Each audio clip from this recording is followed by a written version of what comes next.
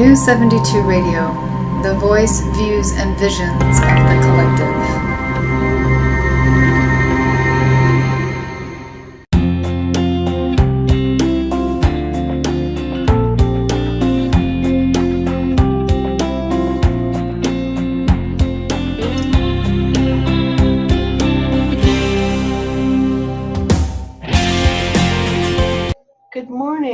Good morning. We are streaming live on Facebook, so I'm going to give this just a minute to make sure I'm coming in at the right time. I'm going to hop over to my iPad for a minute and see if I see the stream and see if I can share it. And while I'm looking for that, welcome. My name is Mary Berger, and I'm the owner of ComputerDiva, and this is Diva Talk. And we are now live on the last Thursday of every month at 9 a.m. We broadcast through New 72 Media, so their Facebook page is at New 72 Media. And here we go. I see it now live here. I'm going to share this on my page so that my peeps can follow as well. And we are live. So like I said, the show is produced by New 72 Media, and our producer behind the scenes is the fabulous Kelly Lair. Thank you, Kelly, for making this all happen. So ComputerDiva is a break-fix computer company, and we also have a separate division that does managed services, which basically is automated maintenance for your computer. We support the automated maintenance on both Windows and now Mac, and we brand that as Diva Care. So as of 2 weeks ago, well, first of all, Diva Care has been out for 2 years now, June 1st of 2016, and as of 2 weeks ago, we officially became supporters of the Mac platform. So if you are one of those many people who have been asking me for 2 years, can I run Diva Care on my Mac? Yes, you now can. So hop on over to ComputerDiva.biz. On the front page, there's a sign-up sheet, or just shoot me an email and ask me questions. I'm happy to talk to you about it and fill you in on exactly what it does. Also, on the Diva Care side, on July 1st, I will be releasing the brand new Diva Care member website. I have released it already to a few people, and they have been playing with it and testing it and giving me some really good feedback. But the member website is exclusive only to anybody who subscribes to a Diva Care product, and it basically gives you access to ebooks, podcasts, live videos, recorded videos, live Q&A sessions, all sorts of really cool content that will help you become best friends with your computer as you learn how to use it more and more. So I'm really pleased about that. If you need to reach me, you can reach me at, of course, my phone number 360-567-8838. My email is support@computerdiva.biz. And my online calendar, if you want to make an appointment with me, is computerdiva.biz/appointments. Online, you can reach me on Facebook at ComputerDivaWA and on Instagram at ComputerDivaMJB. So today, I am beginning my series of ComputerDiva shows, Diva Talk shows, where I'm going to be interviewing local female entrepreneurs. And I have become fascinated with the entrepreneur society, all the people who are going into business for themselves, especially the women. And I'm sorry about my light in the background. It has a mind of its own. I think there's a spirit in the room trying to communicate with me, and that light will go bonkers every now and then. So I just let it do its thing. So I'm fascinated with women who are going into business for themselves. I have owned and operated my business now for 9.5 years, and I kind of did it out of necessity, but I'll get to that in a minute. I wanted to give you some statistics on female business owners, not only entrepreneurs, but business owners in general, female business owners in general. Right now, women own 11.3 million businesses. 36% of all businesses are owned by a woman. That's pretty astounding. 36%. 10 years ago, I'm curious to find out what that stat would have been. Women-owned businesses have created 23 million jobs. Studies show that women who led businesses perform twice as well as men-owned businesses. That doesn't surprise me a bit. Female-owned businesses generate $1.7 trillion in sales, and Oregon ranks first in the nation for most self-employed female workers, with over 45%. So I was going to bring my guest in a few minutes, but I'm going to go ahead and bring her in now. Kelly, you want to bring in Teresa? Hello. Hi, Teresa. Hello. Hi, how are you? I'm good. How are you this morning? I'm doing great, thank you. So I haven't introduced you yet, really officially. I had started out talking about female-owned businesses, and after I read these stats, I thought you really needed to be in the room to hear this, because it might come into play in our conversation. So I'm gonna read these again for your benefit. Thank you. Basic statistics about female-owned businesses. Women own 11.3 million businesses, and 36% of all businesses are owned by females. That's kind of a staggering stat. Very staggering. Let's see, women-owned businesses have created 23 million jobs, and studies show that women-led businesses perform twice as well as men-owned businesses. And female-owned businesses generate $1.7 trillion in sales, and Oregon ranks first in the nation for most self-employed female workers. Right, these are powerful statistics, aren't they? It is, isn't it? It's pretty amazing. So I kind of, like I was telling everybody before I brought you on, I have become fascinated with entrepreneurs, especially female entrepreneurs. And I've owned my business now for 9.5 years, and I have seen the number of women go into business for themselves increase dramatically over the years. So it's kind of led my fascination, and now I'm really curious to find out from women-led businesses, and especially the entrepreneurs, how they started their business, what prompted them to get into their business, and especially what their technology issues are, because I want to help them. I want to help the female entrepreneurs out there with their technology so that they can be successful in their business. So I'm hoping that this whole series of interviews, which I'm starting with today with Teresa, I'm hoping this will lead us to some answers, and we can get these women operating efficiently with their technology so they can make lots of money. Well, yeah, and Mary, we appreciate you shedding a light on this topic of women in business. Another statistic I find extremely powerful is that only 14% of women are at the C-level positions in Fortune 500 companies. And I think that speaks to why we're seeing so many women who are becoming entrepreneurs. Exactly. So I find that right now is a real powerful time for women to really emerge and be able to provide a different type of leadership than we see by male-owned companies. Absolutely. Absolutely. It's one of the reasons why I created my business 9.5 years ago, is because I had gone as far in my company as I possibly could.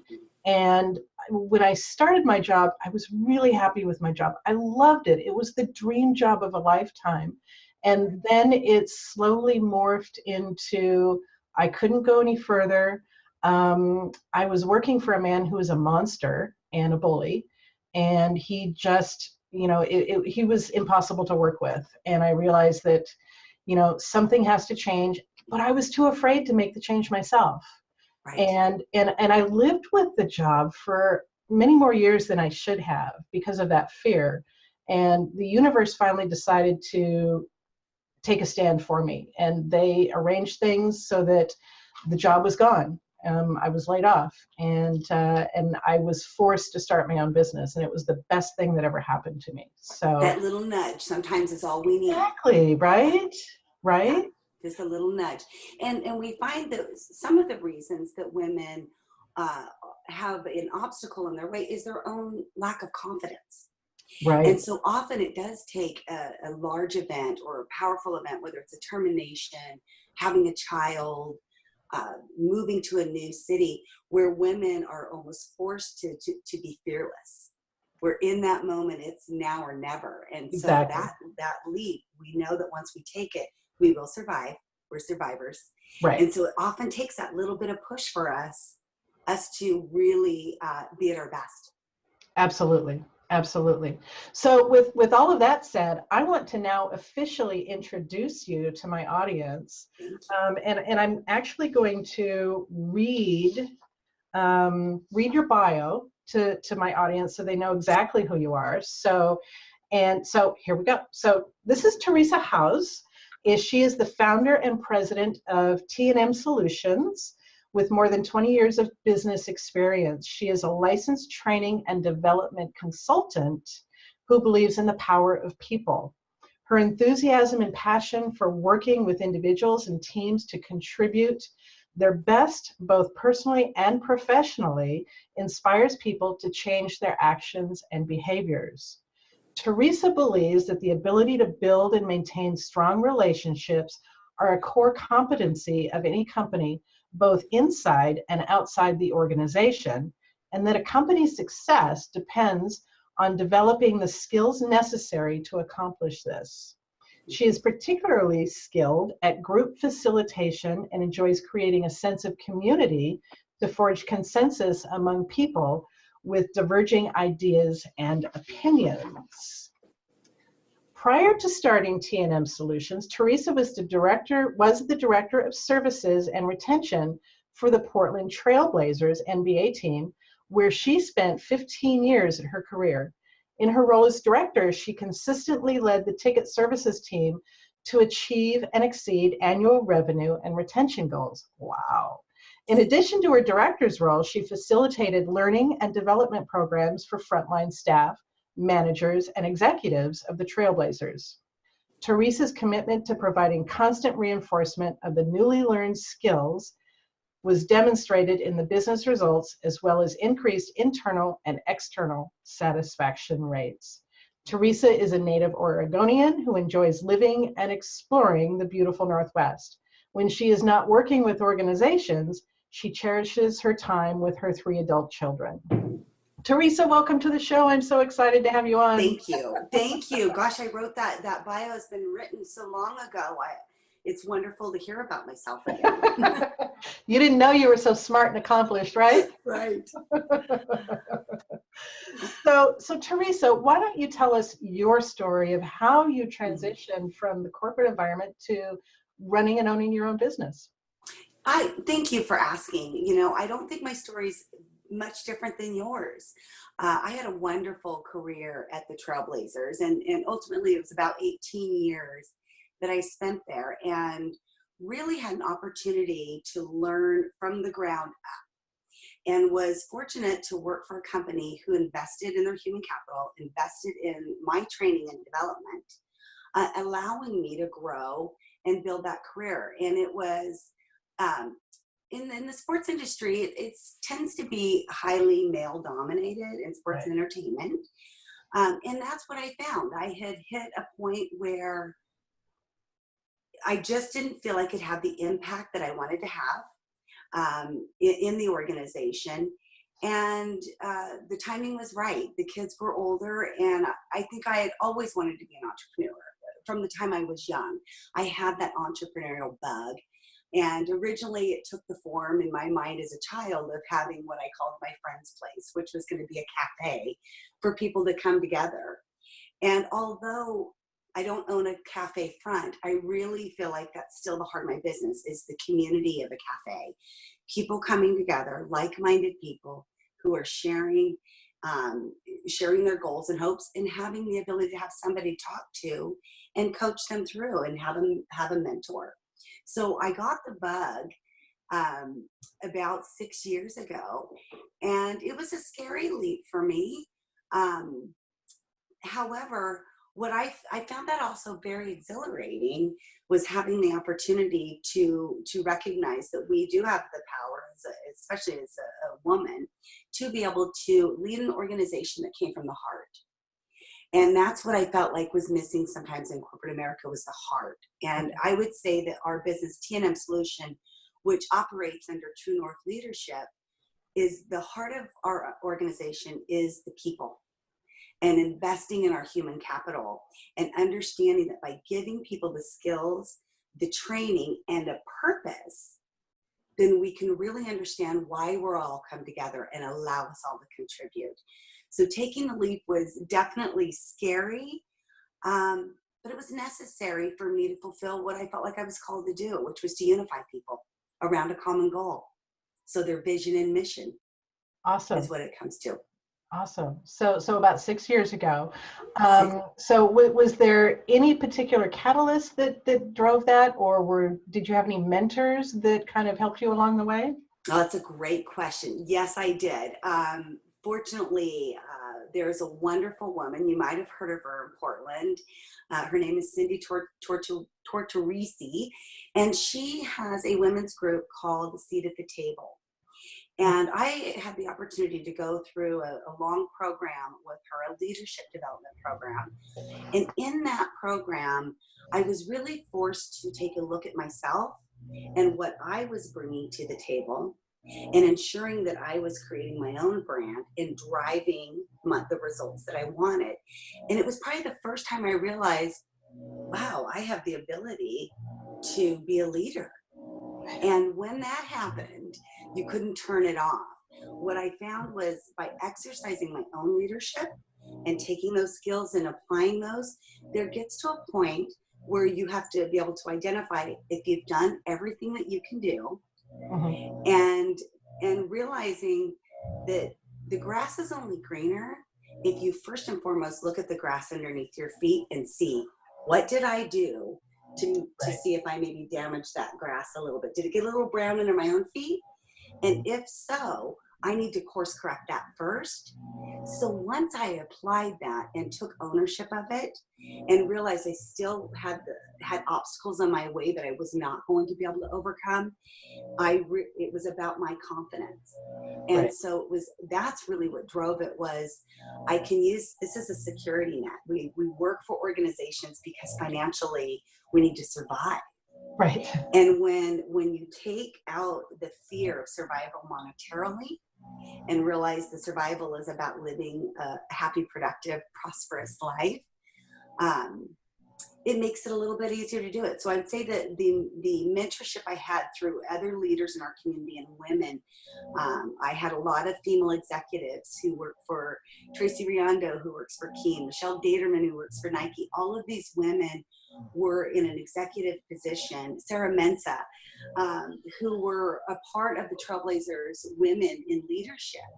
And it was a new time for sports to see women in these C-level positions, and the power was amazing.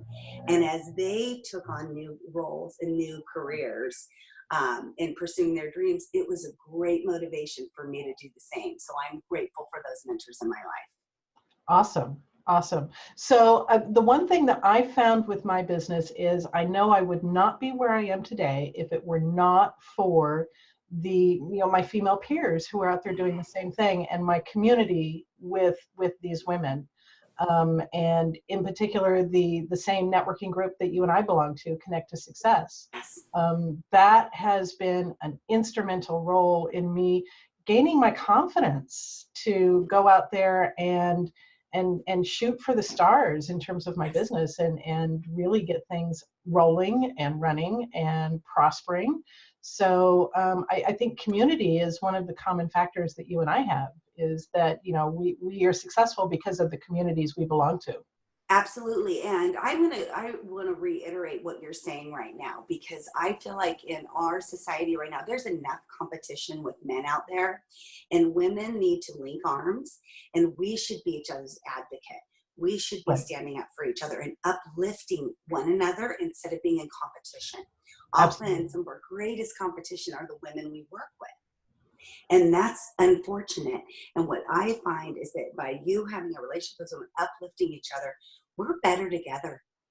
We're better in a tribe. And we need the other people to help us be our best, to share with us when we maybe aren't our best, and have the courage to say, I saw you not being at your best today. Yeah. I know, let's talk about what's preventing you from being your best version of you. Exactly. And women will do that for you. They will, absolutely. And what I have come to know in my mind, I have got a mindset right now that I have absolutely no competition out there. And it doesn't mean that there aren't other people out there doing the same thing I do. It means that there's plenty of work to go around for everybody. This is, we're living in a very abundant earth. And we make our own success. We manifest what it is we bring into our life.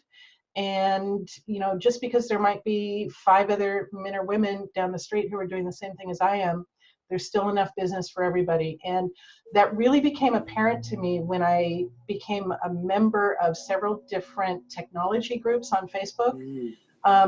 IT business owners who, you know, groups of people, thousands of people across the world actually, who do the same thing that I do. And we get into the Facebook groups, we get into community, we discuss our issues with each other. And I have learned so much about running my business from these groups. And they're out there doing the same thing I am, but we're not competitors because there's plenty of work for everybody. So, yeah, that's a wonderful spirit to have, is to understand that we're there for other people. And we're there to serve them. And if our service isn't exactly what they need, we also have the ability, when we've got community, to say, I'll bet I can find somebody I trust who I can introduce you to, and allow you to get your needs met. And it's not about us, it's about serving them. Right. That's powerful. It is. It really is. So tell us a little bit about the kinds of customers you deal with, and what do you do for your customers? Well, you know, I have a vast amount. Any customer of mine is a customer who wants to make a difference in their own life and wants to make a difference in their business. And so I would say the 3 facets of the business that I focus on is the individual leadership. So how do you as an individual, do you have the self-awareness, number 1, to understand what you contribute and what that gift is that you give? And then how oftentimes we'll find in business that you're doing a really great job. You've been with your company a while, and your supervisor says, you're doing such a great job, we're going to promote you and we're going to make you a manager. And then they give you a title, they put your name on the door, and they say, good luck to you. You know, go on and be a great supervisor and leader. Right. And what we're missing is that those are skills that need to be learned, that we don't understand always how to give proper feedback, how to develop others. And so with working with mid-level managers, first it's just getting them some basic skills on how to do that. And so we're leading the group. And then the third facet really is leading an organization and being able to work with companies, whether it's the individual who needs some structure and help and coaching, whether it's the manager who needs to understand the value that they bring, that their role is to develop and lead. And then as an executive, what are your vision and mission, and how are you unifying people around that to make sure that you're being a high productive, high performing team? Right. So any organization I can work with, sports tends to call to me often because of my experience in working with people who in communities. Customer loyalty is leading customer loyalty is really the ability to understand community. And when organizations, one of my specialties is to go into a company and look at their customers and say, this is the customers, so without your customers, you're no one. So how do we create community within your customer base and allow them to know that they are valued and that they are valued as an asset? So my business takes form in a number of ways. Oftentimes I'm on site with them, helping them discover their vision and mission first and foremost, or working with the teams. And then annually I have a leadership conference that is a wonderful way for different companies to come together, share ideas, and create small groups and mentors within a team to really walk through your own leadership first. And it's a 3-day intensive that we do. And I would say that is where I probably get my most exhilarating moments is getting people off site and into their heart and their body and realization that they can lead themselves. So it doesn't matter what type of customers. I often get family businesses, which are wonderful. Yeah. And nonprofits seem to be drawn to me, and I'm drawn to them because they're giving from their heart. Oh, awesome. Awesome. So I was lucky enough in my Connect to Success group to experience some of Teresa's training and leadership recently. She went through an exercise with our group, and it was called the Core Value Index. Teresa, you want to talk a little bit about the Core Value Index and how you use that as a tool in your job? Yeah, it's really, Mary, a foundational tool. I use it for regardless of what type of training I'm doing. The Core Values Index is an assessment that's different than most. I have used in my over 20 years of business several assessments, Myers-Briggs, DISC, they're all wonderful. All of these assessments are designed to understand people's personalities and their behaviors, where the Core Values Index is designed to discover who you are at the very core, so who you were born to be. And that tool lets us know that everyone has a different contribution and everybody has something that they are going to be contributing to the team. So using that tool allows us to strip us back down to who we are. And I often say when we're in our leadership development, we're really seeking who we are, who we were born to be. We're not finding somebody new. We're going back to our heart. So the Core Values Index allows us to understand you communicate different than I do. You have different attributes than I have. So if I can understand how you can contribute your strengths and tap into that are not mine, and I'm just going to use you and I as an example. Okay, cool, fun. If you don't mind. Yeah. You and I have different core values. I am and people can take the core values on my website at truenorthleadership.org for free. But we're very different. Now, when I see somebody who scores differently than me, I know that's somebody I need in my life and in my business. So when you and I have had the opportunity to work with you at ComputerDiva, your skills and attributes that you bring to me, I would be unable to be successful without them. So instead of going towards like-minded people, which is comfortable, and we're attracted to those people, what we really get the power in is somebody who's different than you. So you encourage me and teach me to look at things more strategically, to look at the facts and the data behind things, where I get the opportunity in that process to really build my relationship with you and get my joy filled there.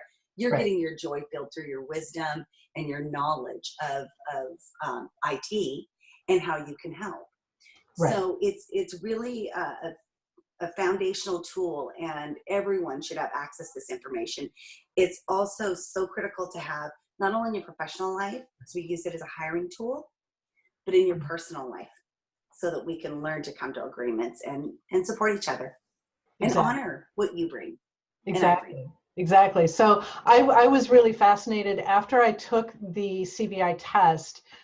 It turns out I'm what is called a square. And so there's 4 quadrants in the CBI. Each quadrant has a different meaning. You want to tell us a little bit about those? I do. And I'll share with me, I would call what we call a profound merchant builder. And the quadrants the names are created based on when society was originally created, and we wanted to build communities. And so we had what we call our builders. And our builders, the reason we use that term is our builders are our power people. They take action and they get results. And they learn by just deciding to do it. So if you know anybody out there who just is someone who seems like a big risk taker and says, I know how to figure this out, that's usually a builder. The second quadrant is what we call a merchant, and they are the relationship type people. They are visionaries.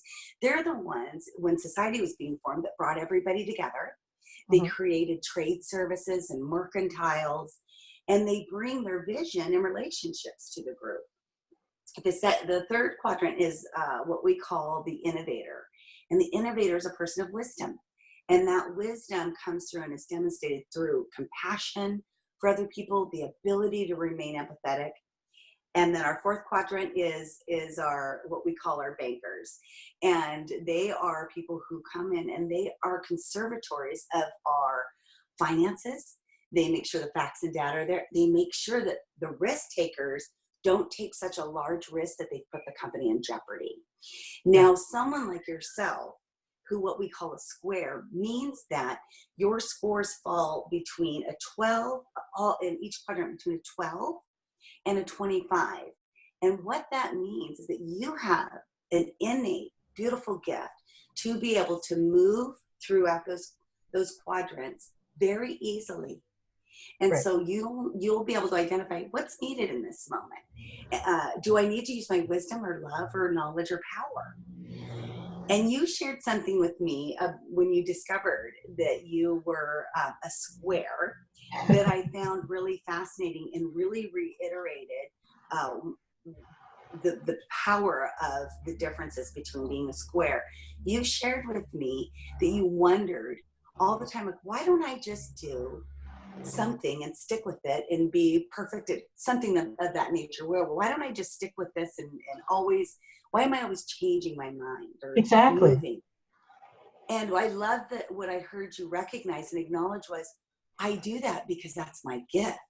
That in moments when things aren't going right, you inherently see the need to be able to move the energy to another quadrant. And that's a beautiful gift. Where I'm your opposite, I'm super extreme, what we call profound merchant, which means it's over a 26. I'm a 32. And when it's that high, I want to operate in that all the time. And that's when I'm my happiest. Doing this with you, sharing with you and talking is when my cup is the most filled, when I'm working with people. So what we realize is that that if I'm staying out here in my relationship land all the time in my vision, who's going to help me to take action? And I can go to people like you and say, I need help, and you can help me do that. Right. So the thing I remember telling you was that my entire life, all the time I was growing up, my childhood, my adult life, I always felt like I was kind of like a chameleon, where I could kind of blend in and change wherever I went. And I always thought that was a weakness. And my comment to you was, why can't I just stick with one personality trait or one business type or one type of trait and just stay with it and make that be my superpower, my strong point? And I realize now that with me being the square, I've got a little bit of everything. Yes. I'm not extreme in any of those quadrants, but I'm comfortable in all four quadrants, so I can move around between them. That's your superpower. The job that is my superpower. It's your superpower. Yes. Is that you have the ability. We hear a lot in business about emotional IQ in the workforce. Someone who's a square like yourself, they read the energy really well and adapt. Right. It's such a powerful gift. If there's a fire, we're going to follow you out the door. Right? We're going to stay with the person who is calm and steady. Where somebody who might be extreme might make an irrational decision. So we follow that naturally. So it's a wonderful gift that you have. And I'm so glad that you see that now in yourself, because that's the gift you give us. Well, it was a huge gift that you gave me to make me go through the CBI test and figure out that is my superpower. So thank you. Thank you. You're welcome. Yeah. Yeah. So let's turn to technology a little bit. Yes, let's. So, in my work with entrepreneurs, I am finding that there's all sorts of different technology that is being deployed, and everybody struggles with it here and there. So I'm going to ask you a few basic questions about technology, because I kind of want to get a baseline with everybody that I'm interviewing. When did you get your first computer? Do you remember? Yes, it was a work computer. I didn't own one personally. It was in 1995. Oh, okay. That's when I got my first computer. It wasn't mine personally. It was at the Trailblazers. And I'd never worked on a computer in my life. Wow. That was the first time. Okay. So it was very scary. I was Yeah. a young woman and had never, didn't even know how to, I just knew to push a button and turn it on. That was it. I remember the very first computer I got, it was in 1984. And I got it from Radio Shack. It was a Tandy TRS-80. It had no hard drive in it. And a lot of people probably won't remember these, but it had 2 of the 5 1/4 inch floppies, you know, the big floppy drives. Do you remember those? So it had 2 of those, and I was really excited because the monitor, instead of a black background, it had a blue background with white letters. So, and blue's my favorite color. Yeah, it was very fancy. And I was so excited when I bought a hard drive for it. I paid $300 for the hard drive, and it was a 10 megabyte hard drive. 10 megabytes is nothing. You can't do anything with that. But there was no such thing as Windows back then either. Everything was DOS. And I was in college and, you know, just trying to work my way through, and I was pretty excited about it. And it cost me about $2,000 for that computer. Can you believe it? I know, right? And every computer that I bought since then, except for I'd say in the past 12 or 13 years, has cost me $2,000. And it's interesting how for the same amount of money, you are now getting much more powerful hardware, and you're stepping up your game. But prices, because of the proliferation of technology out in the marketplace, prices then quickly went down. Well, that's good news for us entrepreneurs. Absolutely. You know, So tell me, Windows or Mac? I have a Windows. Okay, awesome. And on your phone, are you Apple or Android? I am Apple. Apple. Okay, so Windows and Apple. All right, do you have a tablet?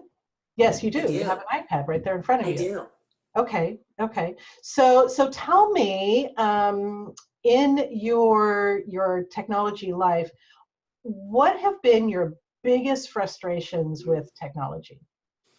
I would say that technology has been probably the #1 challenge I've had as an entrepreneur. I underestimated the power of technology, right, and the absolute need for it. So I would say that, one, understanding what do I need on my computer? Right. I don't know what, you know, when you talk about megabytes and gigabytes, I'm thinking, I just want to get a bite of lunch. You know, I don't even know what I need for it. So I would say that, and then understanding how to use that the technology to create your database and utilize it to be able to communicate effectively what your services are.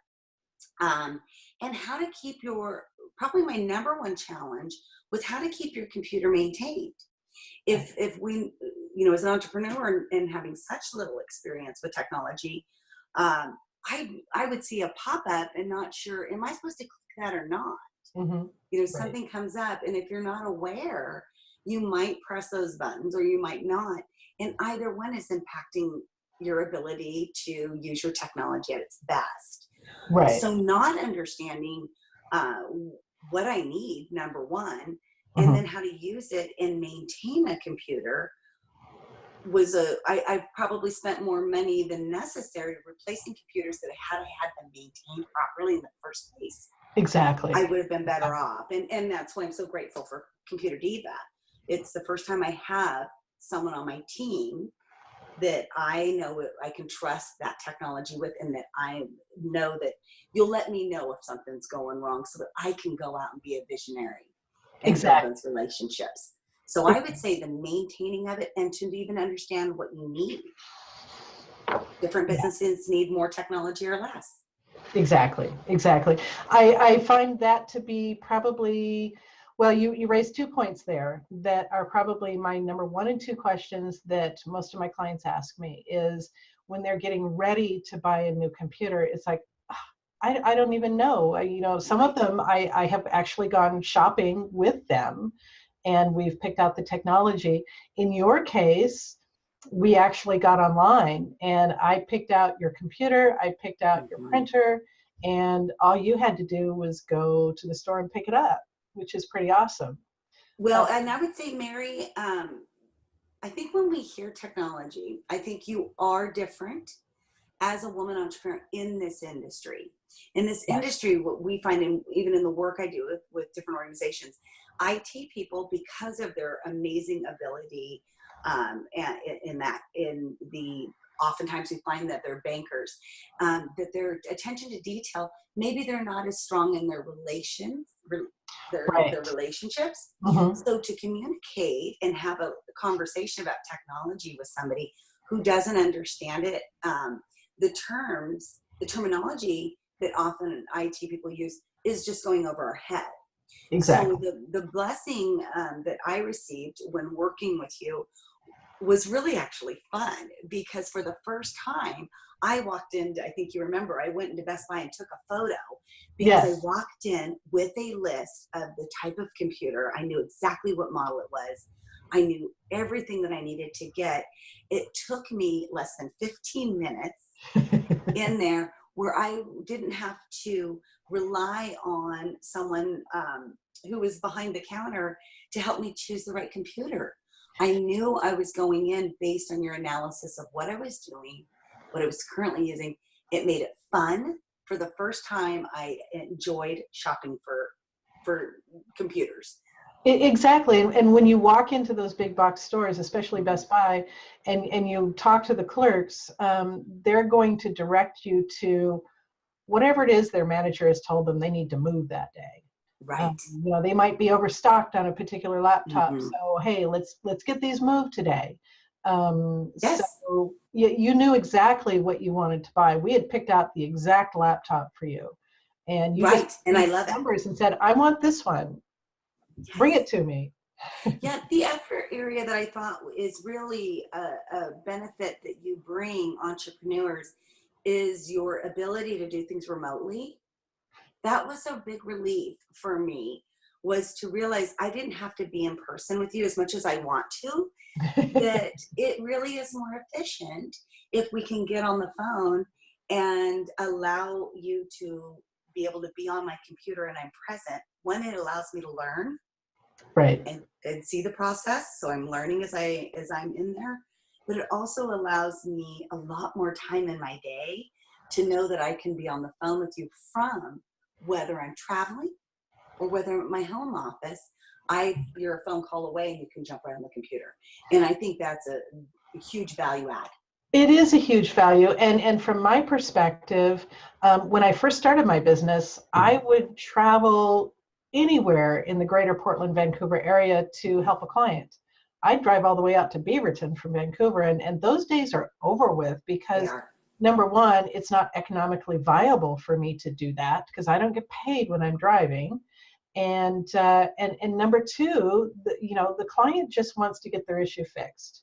And a lot of times they really don't want to invite me into their home. It now means that they have to get dressed and, take off the fuzzy slippers and put on regular shoes and kind of make sure everything is kind of neat and tidy. And, they would rather just have me pop in remotely. And it's a lot more efficient. And with my entrepreneurs, they don't have the time for me to come out there and do what I need to do. They might say, hey, Mary, my computer is ready for you to pop into. I've got this conference call I have to go do. This is what I need you to do for me. I'm going to walk into the next room and I'm going to do my conference call and we're both going to get our job done. And, because entrepreneurs are busy people. We don't have time often to, have the luxury of sitting down and talking to our repair people and, having that casual conversation. Absolutely. I think that is really was one of the areas I was surprised. I would think, well, we got to get together. You're in Vancouver. I'm in West Lynn. What part of my day am I going to carve out to make that commute?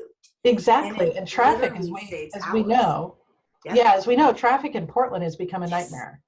Yes. And, so, in fact, I rarely go over to Portland anymore. So being able to do this kind of stuff remotely is huge for me. And for us as entrepreneurs. So thank you. Exactly, exactly. So, so we recently took you. Oh, before I go there, I wanted to address the second point. So I addressed the first about what it is I should buy.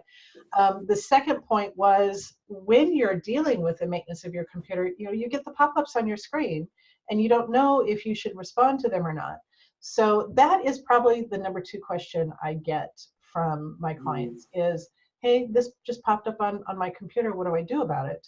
The number three, not 2, 3, the number 3 question I have is, now I have this big pop-up that tells me that there's something wrong with my computer and I need to call this 800 number.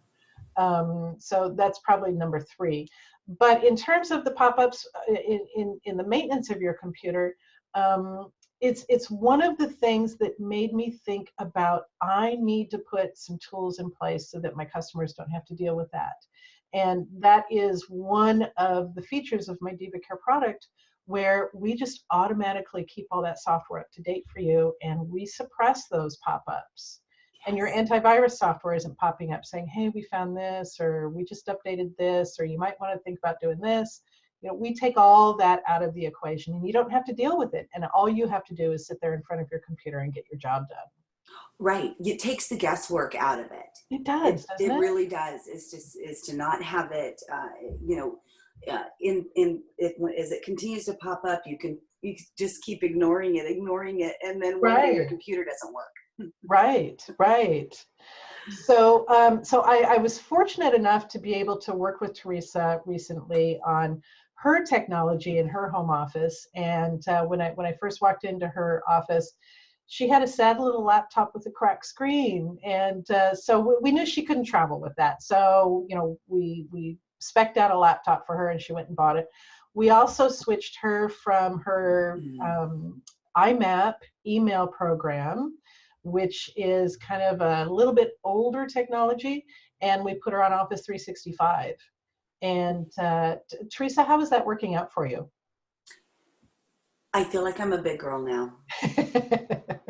It was really it was a feeling of empowerment to feel like I had, for such little money, I was able to have what I felt was a system that supported exactly what I was familiar with it from my corporate days. Right. Everything looked the way that I wanted it to look. I wasn't having to guess as much.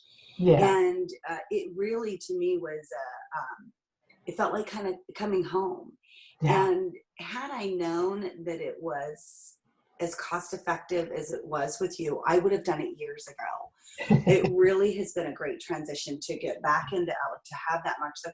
And then to the power of knowing you've got all of your information easily used and saved is something I'm still playing with in that, and saying, gosh, look at, I can store all this in my iCloud. And it's a sense of empowerment. I think as entrepreneurs, I felt like I had stepped into the big world again.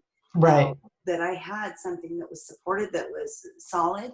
And then I had a wonderful person to make sure that was monitored for me. So I'm thrilled, and I'm surprised at the minimal cost. It really is inexpensive. Very expensive. Yeah. That would be what I would share with people is, if you are frustrated, if you're not sure, to have a conversation with you and realize that there are some great ways that you can help all of us entrepreneurs to streamline and have a solid system that is going to be competitive out there, because everyone else out there, in the corporate America, they're most of them are using that. Right. So it allows you to stay in that game and stay present. Well, and because we implemented Office 365, you were able to get rid of your Dropbox account, because now you have the OneDrive storage. So, I mean, it really pays for itself with your ability to get rid of your peripheral pieces of software that you pay for every month. Right. And I didn't expect that either. I didn't understand that I had, by doing this transitioning over, I was going to have access to a lot of software that I was paying for on a monthly basis. Right. That was no longer necessary. So it pays for itself. It does. It really does. It does. It's a smart way to go. It is. So we are close to running out of time. And so, Teresa, is there any other points in terms of technology you wanted to bring up or discuss? Any parting comments? I think the only comment I would have was not that by asking for help in technology, it allows you to, most entrepreneurs have a wonderful gift they want to share with people, and don't allow technology to prevent you and the fear of technology to prevent you. It's exciting to look forward now knowing that I have someone who I have a support to help me with my technology. And I would just recommend to anybody, have a conversation, and it might be more simple than you think. And to ask for help and use an expert so that you can be an expert at what you do. Awesome. Awesome. Well, Teresa, I have so enjoyed speaking with you today. I've enjoyed it too. I'm glad that we had the opportunity to share your gifts with my audience. And thank you for your insights on technology. And thank you very much for joining us. Well, you're welcome. And then I'm just going to say this one last thing. Everybody needs a computer diva. And it makes me feel like a diva too. I feel like a mini diva once I came on and became a member. So everyone needs a computer diva in their life. So I will just give a shout out to you and say, if you haven't met Mary, if you haven't learned about her services, she not only, she can help whether you're using a Mac or a PC. So just give her a call. Everyone needs a diva, and she's the best diva. Thank you, Teresa. It was a pleasure. It was so good to see you. All right, bye-bye. All right. And so I'm going to wrap up this episode of Diva Talk. Thank you so much for joining in and listening. It will be posted on YouTube at some point once the video is rendered. And I will see you all again on the 4th Thursday morning of July at 9 a.m. Have a great day, everyone.